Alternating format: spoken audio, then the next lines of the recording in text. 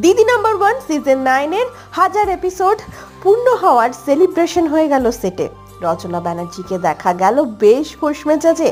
এই দিন উপস্থিত হয়েছিলেন অভিনেত্রী রচনা ব্যানার্জির সঙ্গে টলিপাড়ার আরো অনেক তারকারা।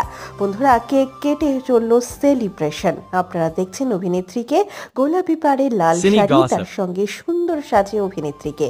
সঙ্গে ছিলেন বিনোদন জগতের অনেক চেনা ব্যক্তিত্বরা। রচনা ব্যানার্জিকে দেখা যায় এই এপিসোডে ডান্সও করতে।